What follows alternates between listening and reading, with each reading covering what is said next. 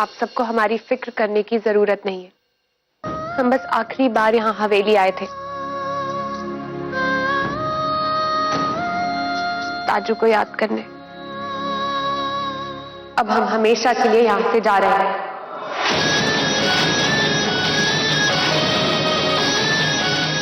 रुक जा शिवानी, कहाँ जा रही हो तुम?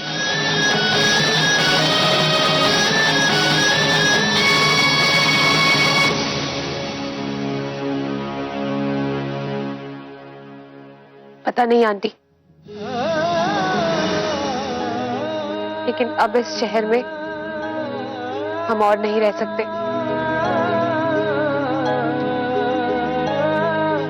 ताजू के जाने के बाद इस शहर से सिर्फ हमें धोखे ही मिले।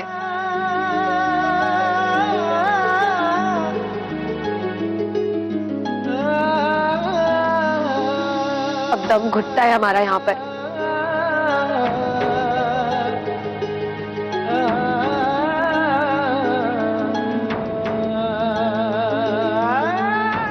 हमें नहीं पता कि हम किस पर भरोसा करें या किस पर नहीं।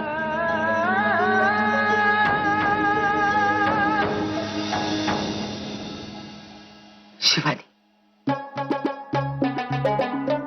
तुम्हारी ये बात सुनकर हमारे दिल में बहुत बड़ी ठेस लगी है। बहुत अफसोस होता है ये जान के कि छोटे बड़ों पे भरोसा नहीं करते। ठीक है बेटा, आप जाइए।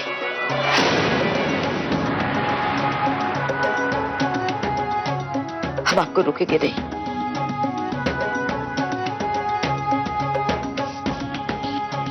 महिमा की मासी, यानी कि हम आपकी भी मासी लगते हैं।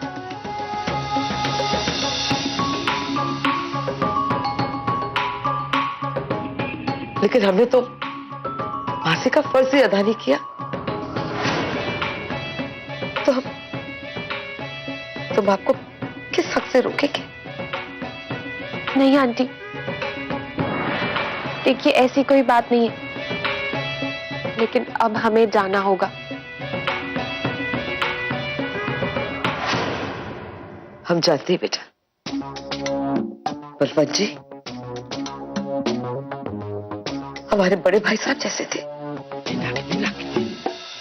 उनके जाने के बाद हमें फौरन यहाँ आ जाना चाहिए था, आपकी जिम्मेदारी संभालने के लिए।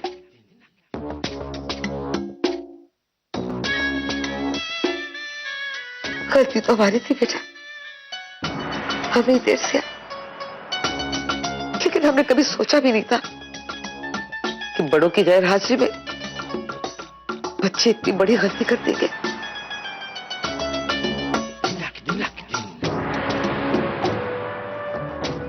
अरे इन्होंने तो ये भी नहीं सोचा कि जिस बच्चे को बलवंत जी अपने सीने से लगाए रहते थे, उसी को उसके घर से दूर कर दिया।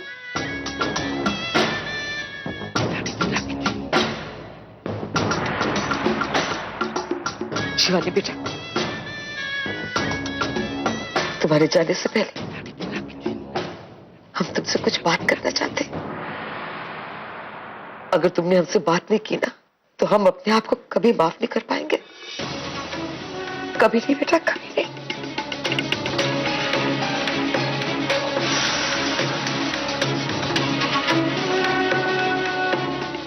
ठीक है आंटी। थैंक यू बेटा।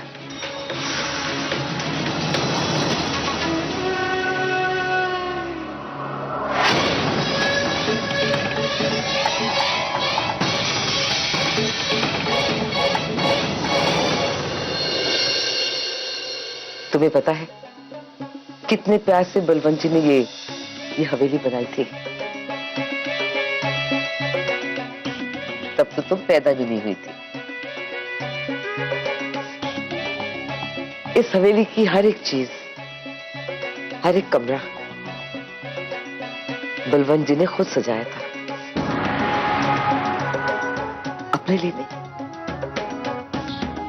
अपने परिवार के लिए। बेटा, इस हवेली की हर ईंट में तुम्हारे दाजू समाये हुए हैं,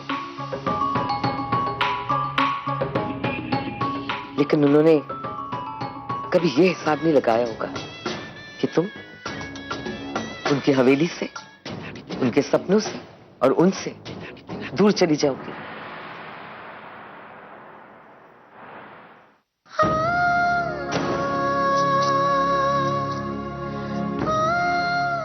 नहीं आंटी, हम दाजू को कैसे छोड़ सकते हैं? वो तो हमेशा हमारे साथ है।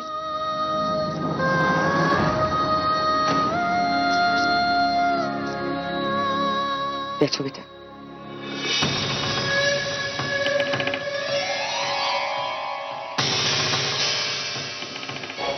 जानती हूँ बेटा, सिर्फ तुम्हारे सुख के लिए बलवंत भाई साहब दिन रात काम में जुड़ गए थे, और तुम ये सब छोड़ के जाना चाहती हो? क्यों बेटा, बता मुझे क्यों?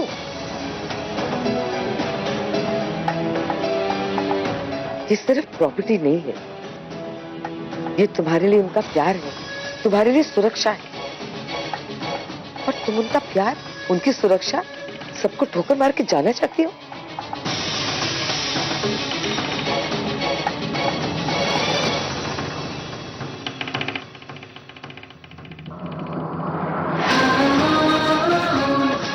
तो फिर और हम क्या करें आंटी? हमसे अब और बर्दाश्त नहीं होता।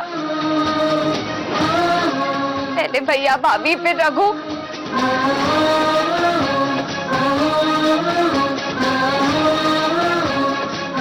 बेटा, ये बात की क्या गारंटी है कि आगे जो तुम्हें लोग मिलेंगे वो ऐसे नहीं होंगे?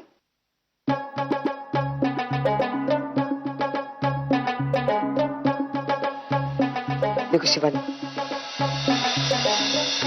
तुम्हारे भैया को उनकी गलती का एहसास हो गया है। प्रायश्चित भी करना चाहते हैं, क्या उन्हें एक मौका भी नहीं दोगी तुम?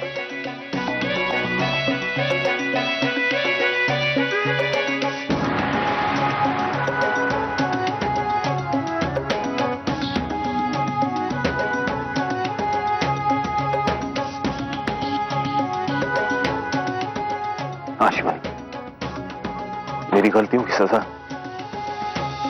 अपने आप को मत दो। ये घर, ये सारी प्रॉपर्टी तुम्हारी।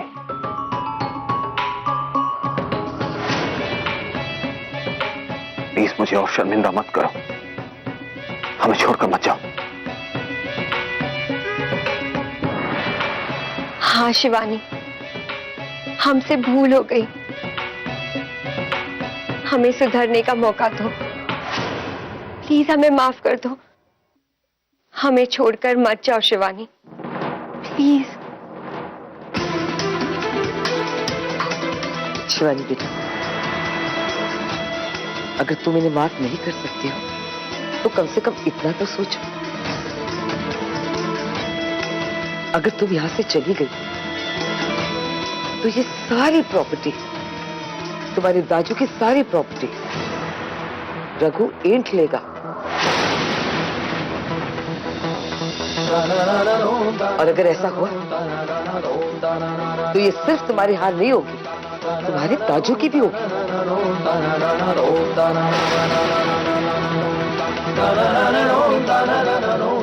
जो धोखा रघु ने तुम्हारे दाजू को दिया, क्या तुम उसे सफल होने दोगी? अपनी जिम्मेदारियों से लड़ने के बजाय तुम मुंह मोड़ के भाग जाना चाहती हो? क्या हो गया तुम्हें? क्या तुम चाहती हो शिवानी कि जिन पैसों से बलवंत भाई साहब ने गरीबों के लिए स्कूल और हॉस्पिटल बनाने का सपना देखा था, उन्हीं पैसों का अभिमन्यु और रघु गलत इस्तेमाल करेंगे और तुम उन्हें रोकोगे भी नहीं?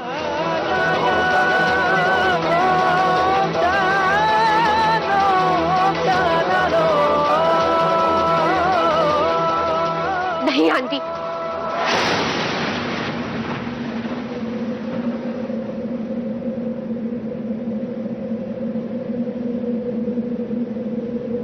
हम ऐसा हरगिज नहीं होने देंगे। हम रघु और अभिमन्यु को उनके इरादों में कामयाब नहीं होने देंगे।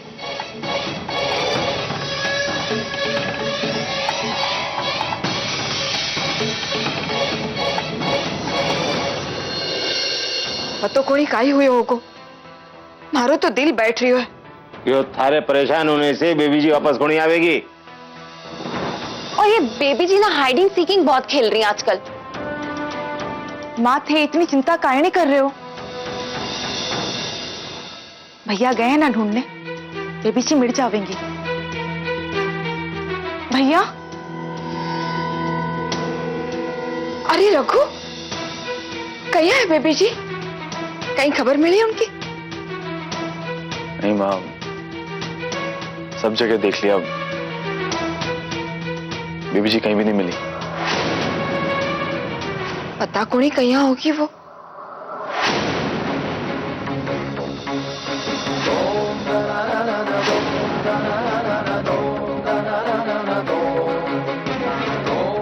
बेबी जी,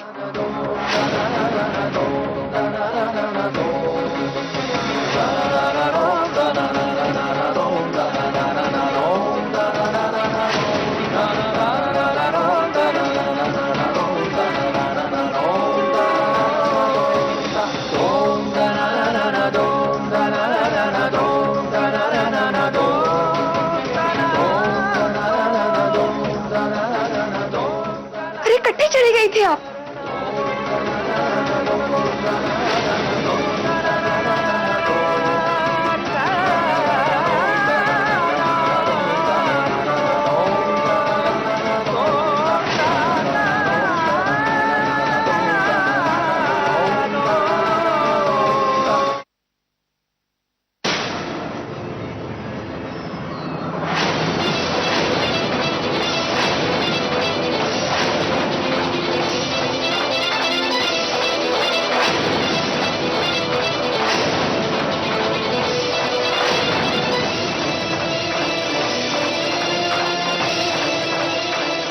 ये लोग हमारे साथ क्या कर रहे हैं?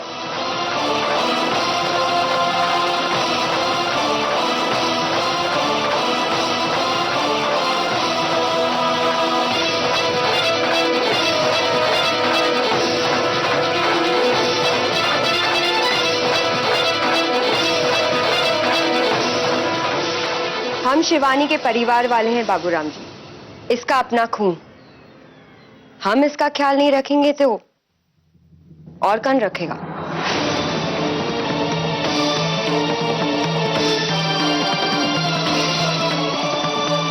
शिवानी बिल्कुल ठीक है, और पहले से कहीं ज्यादा ठीक है। आप लोगों को इसकी फिक्र करने की कोई जरूरत नहीं।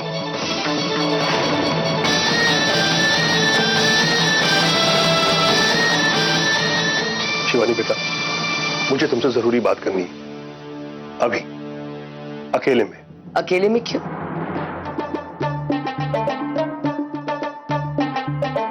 अकेले में तो सिर्फ साजिशें रची जाती हैं, बातें नहीं होती।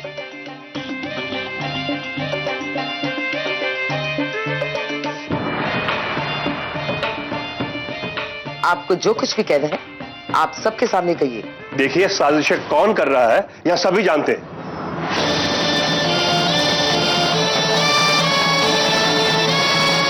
शिवानी, तुम आओ मेरे साथ। रेणुका आंटी बिल्कुल ठीक कह रही हैं।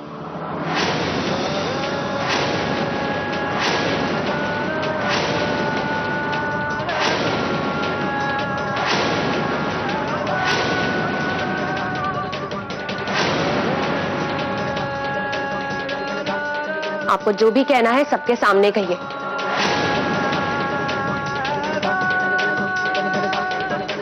यो कहाँ ही हो रहा है हमारे घर में? हमारे को तो बापू,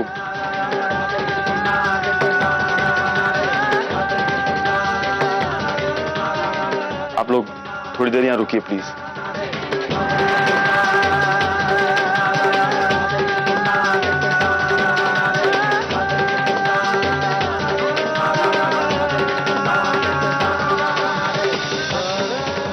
आप लोगों को जो भी बात करनी हो ऊपर चल के कर सकते हैं।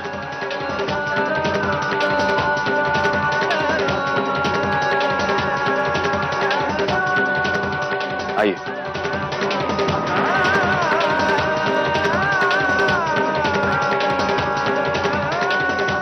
आइए।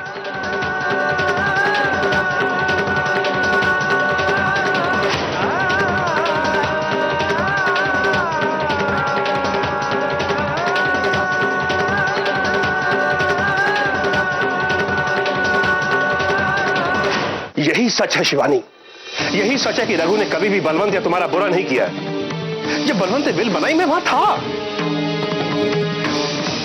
देखो शिवानी, अगर बलवंत को रघु पर भरोसा नहीं होता तो उसे निकालने देते। निकाला तो दूर की बात है, उन्होंने आधी प्रॉपर्टी उसके नाम कर दी। कोई तो वजह रही होगी ना इसके पीछे। वजह थी परिमल जी। पहले तो आपने रघु ने मिलकर बलवंत जी का भरोसा जीता, और उसके बाद जमाई राजा और महिमा के खिलाफ भड़काया उन्हें, ताकि आपके गलत इरादे कामयाब हो जाए। ये कैसी बातें कर रही हैं आप? ये झूठ है। शिवानी, मेरी बात का यकीन करो, सिर्फ मैं जानता था उस बिल के बारे में, रघु नहीं। यही वजह थी कि तुम्हारे भैया और भाभी ने मुझे जान से मारने की कोशिश की।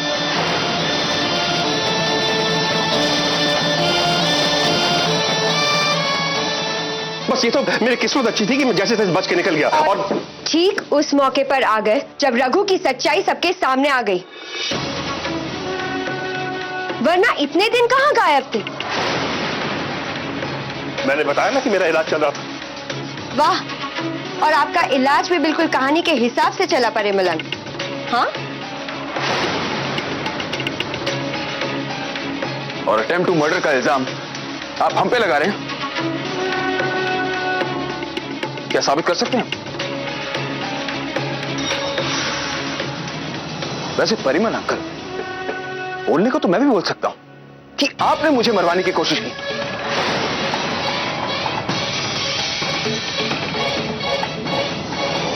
क्या कोई सबूत है आपके पास इस छोटी बात का? शिवानी, इनकी बातों पर ध्यान मत दो, मैं सच कह रहा हूं। ठीक है, रुको, मुझे तुम्हें कुछ दिखाना है। रुको, बुला कर देना।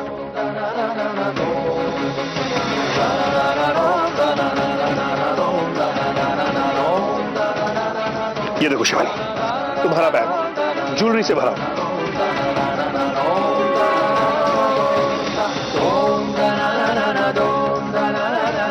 ये बैग तो चोरी हो गया था। ये आपके पास कैसे? ये मुझे गांव में मिला। ये बैग देखते ही मैं समझ गया था ये तुम्हारा है। ये वहां कैसे पहुंचा ये मैं नहीं जानता, लेकिन ये जरूर इत्तेफाक है कि ये बैग जिसके हाथ यहां लगा वो उसी गांव का था जहां मेरा इलाज चला।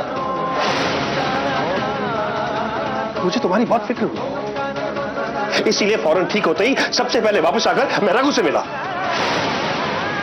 जी डॉक्टर साहब एकदम ठीक कह रहे हैं। जी आप खुद सोचिए, अगर इनके मन में ऐसी वैसी कोई बात होती तो ये ज्वेलरी लेके यहां पे क्यों आते?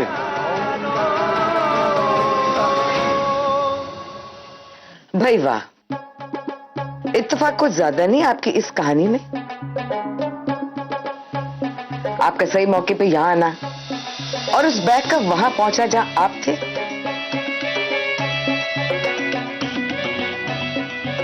कहीं ऐसा तो नहीं है कि ये ज्वेलरी रघु ने चोरी की और आपको दे दी संभालने के लिए?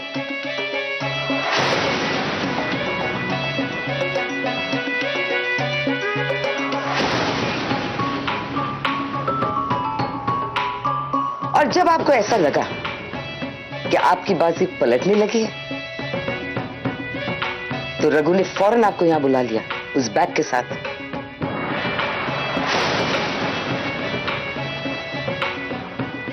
शिवानी का भरोसा जीतना इस ज्वेलरी से तो बहुत ज्यादा होगा ना आपके लिए। बस करिए आप लोग।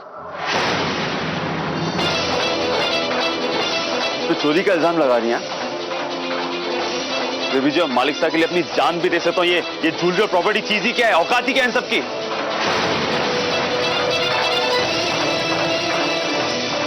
बहुत बोल लिया आप सब। अब यहाँ से जाइए आप लोग, अभी और इसी वक्त जाइए यहाँ से। ये लोग कहीं नहीं जाएंगे। शिवानी, तुम इन लोगों की चाल को समझ नहीं पा रही हो। ये लोग तुम्हें... बस परिमल अंकल, हम अच्छी तरह से समझ रहे हैं कि कौन क्या चाल चल रहा है।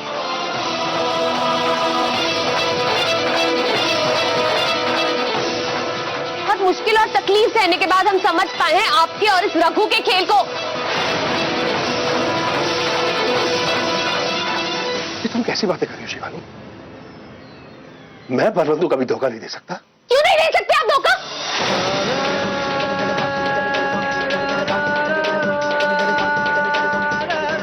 उम्मीद तो हमें इस रघु से भी नहीं थी, लेकिन जब इतनी प्रॉपर्टी के लिए ये गिर सकता है तो फिर आप क्यों नहीं? और अगर आप सच कह रहे हैं तो आपके पास जवाब क्यों नहीं है रेणुका आंटी के सवालों का? बदकिस्मती तो हमारी है जो हमें 3 महीने के लिए तुम जैसे आदमी के साथ रहना पड़ेगा। लेकिन अगर प्रॉपर्टी के लिए तुम ये सब कर सकते हो, हम भी अपने दादू के पैसे और सपनों की हिफाजत के लिए बलिदान देंगे।